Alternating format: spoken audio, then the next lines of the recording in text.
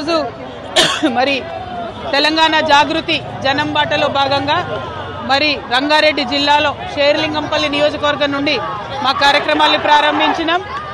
షేర్లింగంపల్లి పర్టికులర్గా చూడడానికి చాలా పెద్ద కాన్స్టిట్యున్సీ అనిపించిన మరి ఇక్కడ అనేక మంది పేదవాళ్ళు ఉన్నారు, పేద బస్తీలు ఉన్నాయి, ఆ బస్తీలలో సమస్యలు ఉన్నాయి.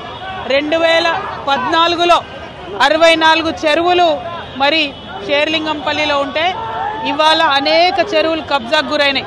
దానికి జవాబు ఎవరు అన్న విషయం కూడా హైదరాబాద్ ప్రజలు, షేర్లింగంపల్లి ప్రజలు ఆలోచించుకోవాలి.